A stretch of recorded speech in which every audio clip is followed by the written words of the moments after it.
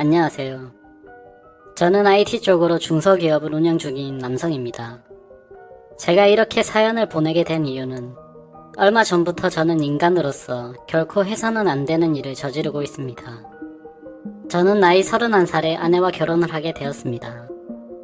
제 아내와 저는 나이 차이가 꽤 많이 나는데 아내는 저보다도 9살이 더 어립니다. 저희는 소개팅 같은 자리로 만나게 되었던 건 아니었고 아는 후배와 약속이 있어서 술자리를 가지게 되었습니다. 그런데 때마침 후배는 아는 여동생을 불렀는데 그 여동생이 같이 놀다가 함께 술자리에 오게 되었던 여자가 바로 지금의 제 아내였습니다. 첫눈에 반해서 저는 많은 얘기를 나누면서 어필을 했고 결국 저희는 연애를 시작하게 되었습니다. 그렇게 우연치 않게 만나게 되어 1년의 짧은 연애 기간을 거쳤고 바로 결혼을 하였습니다. 그야말로 초고속으로 결혼을 한 거였죠. 그리고 제 아내의 어머니, 즉 장모님과 저의 나이는 11살 차이가 납니다. 제게 있어서 아내와 장모님 나이 차이가 위나 아래로나 별로 차이가 나지 않는 거였습니다. 요즘에는 10살 정도 차이 나는 커플들은 많이들 있고 인고 부부들처럼 잘들 사니까 크게 문제될 거라는 생각은 없었습니다. 다만 장모님께서는 아내와 제가 나이 차이가 많이 나서 아내가 저를 제대로 이해하고 감당은 또 할 수 있을까 하는 그런 걱정들은 남아 있었습니다. 그리고 저희 장모님은 미혼모이십니다. 장인어른이 없으시죠. 장모님은 어린 나이에 사고를 쳐서 제 아내를 낳게 되었고 결혼한 지 얼마 되지 않아 헤어졌다고 하더라고요. 아무쪼록 저는 아내와 결혼을 하고 순탄한 가정생활을 지내다 결혼 1년 차쯤 다 되었을 때 제 아내는 임신을 하게 되었습니다. 평소에도 엄마를 잘 따르던 아내는 신체적인 변화들이 생겨나자 그 이전보다도 더욱 많이 장모님을 찾았고 그로 인해 장모님께서는 집에 오시는 경우도 많이 잦아지셨습니다. 저희 집과 장모님 댁은 대중교통을 이용하게 되면 가까운 거리여서 장모님은 이른 아침에 오셔서 제 저녁까지 챙겨주셨습니다. 저는 그렇게 해주시는 장모님을 보면서 늘 감사했었죠. 그렇게 하루하루를 지내다 아내가 임신 8개월이 넘었을 때부터 우리 부부는 싸움이 잦아졌습니다. 저희 회사는 IT 업종이라 일의 특성상 야근이 많았고 그럴 때면 임신한 자신을 두고 늦게 들어온다고 화를 내고 사장이라는 자리이기 때문에 가끔은 직원들과 회식을 해야 함에도 회식을 못하게 하는 등 정말 회사 일부터 집안일까지 사소한 것들 하나하나 시비를 걸더라고요.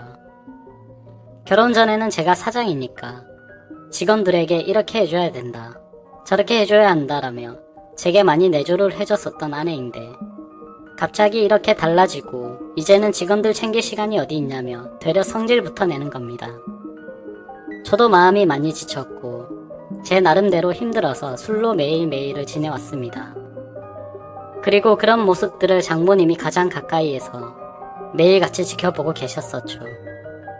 그러던 어느 날 제가 퇴근하고 집으로 돌아오자 장모님께서는 다리가 아프니 피곤하지 않으면 집까지 데려다 줄 수 없겠냐고 하시면서 조심스럽게 말씀을 건네시는 겁니다. 동시에 제 아내에게 박사방을 데리고 가서 집에 무거운 물건들 위치를 좀 바꾼다면서 저녁 먹이고서 집으로 돌려보내겠다고 하시더군요. 아내는 알겠다며 올 때 아이스크림을 사오라고 하더군요. 그렇게 저는 장모님 댁으로 짐을 옮기려고 장모님을 모시고 갔습니다. 그렇게 장모님 댁으로 가는 도중에 이런저런 이야기를 참 많이 했습니다. 저는 평소에도 장모님이 미혼모였다는 사실을 알게 된 후부터 아내를 곱고 바르게 잘 키우셨다는 생각에 존경스러웠습니다. 그 이야기를 하자 장모님께서는 갑자기 왈칵 눈물을 흘리시더라고요. 그러시면서 왜 미혼모가 되었는지에 대한 얘기들을 해주시고 왜 혼자서 딸을 키워왔는지 그런 많은 얘기들을 해주셨습니다. 저는 그런 장모님을 보면서 어린 나이 때부터 마음고생이 심하셨겠구나 생각도 들었고 장모님이 이제는 제게 마음을 많이 열어주셨구나 라는 생각을 하였습니다. 그런 이야기를 듣고 있자니 저도 덩달아 마음이 아프고 여자같이 여린 장모님을 보면서 감정이 묘하더라고요. 그렇게 그날은 장모님 댁으로 가서 식탁과 TV 선반대를 옮겨드렸고 비빔국수를 얻어먹고 집으로 돌아왔습니다. 하지만 그때부터 저희 둘 사이에는 문제가 생겨났습니다. 점심에 매일 밖에서 음식을 사서 챙겨 먹던 저를 안쓰럽게 생각해 주셨는지 장모님은 도시락을 직접 싸서 제게 가져다 주셨습니다. 제가 운영하는 회사는 저희 집과는 버스로 3정거장 떨어져 있습니다. 처음에는 그런 장모님의 수고스러움에 부담스러운 마음도 있었지만 어느 순간부터는 장모님과 점점 더 가까워졌고 그런 일상들이 당연하게 여겨지더군요. 오늘은 무슨 반찬을 갖다 주실까 라는 생각에 빠지는 날들이 점점 더 많아졌습니다. 그리고 그런 나날들을 보내다 보니 경비실에 계신 분들과 청소하는 분들이 사모님이 이렇게 정성스럽게 도시락을 매일 갖다 주시냐면서 사모님이 참 미인이시다라고 하시더군요. 주변 분들이 볼 때는 당연히 부부 사이라고 봤을 것 같습니다. 외모도 동안에 저와 나이 차이도 많지 않았고 미모도 훌륭하셨으니까요. 심지어 누가 장모님이 이렇게 매일같이 도시락을 직접 싸서 갖다 주리라고 상상이나 할 수 있을까요? 저는 아내와 연애할 때부터 결혼해서까지 이렇게 따뜻한 배려를 받는 건 처음이었고 정말 아내와 장모님의 행동이 비교가 되면서 뭔가 모를 마음이 들더라고요. 아무쪼록 그렇게 시간은 흘렀고 저와 아내 사이에서 아이가 태어났습니다. 아이가 어찌나 큰지 아내가 정말 고생을 많이 했었습니다. 아내는 그렇게 아이를 낳고 산후조리원에 있었고 그동안 저는 혼자서 집에 있어야 했습니다. 그러면 그 오랫동안 제가 밥도 제대로 챙겨 먹지 못할 것 같고 살림도 제대로 안 되겠다면서 장모님과 아내가 말아두군요. 그렇게 여차저차 아내가 태어나고 집으로 돌아올 때까지 당분간은 장모님께서 저희 집에서 생활을 하시기로 했습니다. 첫째 날은 제가 산후조리원에서 밤 늦게까지 있다가 집으로 돌아와서 별다른 일이 벌어지지 않았는데 둘째 날부터 결국에는 벌어져선 안 될 사단이 일어나고야 말았습니다. 집으로 돌아갔는데 짧은 반팔 티에 굉장히 짧은 바지를 입고서 바닥을 닦고 계시는 겁니다. 그 모습을 보는 순간 저는 정말 깜짝 놀라버렸습니다. 사실 말이 장모님이지 40대 초중반의 장모님은 밖에서 보면 어느 남자들이나 뒤돌아볼 만큼 미모가 훌륭했고 몸매 또한 20대 못지않은 그런 미녀였습니다. 장모님이 아니라 다른 여자였다면 이렇게 놀라지도 않고 아마도 계속 몰래 쳐다보았을 정도입니다. 하지만 장모님의 그런 광경을 보기에는 너무 부담스러웠고 그렇다고 또 장모님을 보고 옷 좀 단정하게 입어주시면 안 되겠습니까? 라고 하기도 어려웠습니다. 결국에 저는 조심스럽게 눈을 돌린 채 얼른 제 방으로 들어갔습니다. 그렇게 장모님은 집 여기저기를 한참 청소를 하시더니 저녁 식사를 차릴 테니 얼른 씻고 나와서 식사를 하라고 하시더군요. 그렇게 저는 샤워를 하러 들어갔고 장모님과 단둘이 집에 있는데 이렇게 샤워를 하고 있자니 뭔가 기분이 묘하고 기분이 싱숭생숭하고 묘한 생각들이 들기까지 하더라고요. 저는 샤워를 마치고 장모님과 저녁 식사 자리를 가지면서 밥을 먹고 있었습니다. 장모님은 그동안 딸이 임신하고부터 아내가 그동안 저에게 했던 행동들에 대해서 이해해주라면서 미안하다고 사과를 하시더라고요. 저는 충분히 이해한다며 걱정 말라고 말씀을 드렸고 장모님과 저는 그렇게 이런저런 얘기를 나누면서 식사를 하고 맥주를 한잔하였습니다. 한 병이 두 병이 되고 두 병이 세 병이 되고 점점 마시다 보니 장모님과 저는 금세 술에 조금 취하게 되면서 그때는 이미 저희 둘 사이에 아내의 존재는 서서히 흐려지기 시작했습니다. 마치 오래 만나온 이성 간의 친구처럼 점점 더 예뻐 보였고 기분이 좋아졌습니다. 어쩌면 아내와 매번 느끼고 지내던 세대 차이를 장모님과는 전혀 느껴지지 않았고 그렇게 긴 대화를 주고받았던 것 같습니다. 냉장고에 있던 맥주들도 다 동이 나게 되었고 오래간만에 술이라 뭔가 부족하더군요. 그때 눈에 띈 건 진열대에 놓여있던 양주였고 그 양주를 열면서부터 저희 둘의 경계선도 열리게 되었습니다.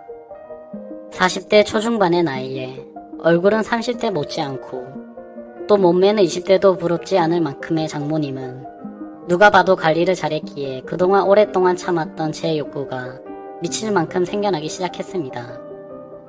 술에 잔뜩 취해버려 주체할 수가 없게 되었고 식탁에 엎드려 자고 있는 장모님에게 조금씩 다가가게 되었습니다. 정말 피부가 뽀얗고 잡티 하나 없이 너무 예뻐 보였습니다. 그래서 저도 모르게 뺨에 손을 대고 피부를 만져보고 있었습니다.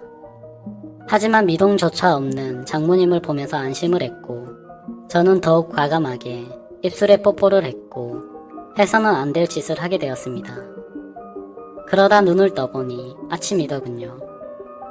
다음날 기억을 더듬어 보면서 사이로서 해서는 안 될 짓을 한 걸 깜짝 놀라면서 일어났습니다.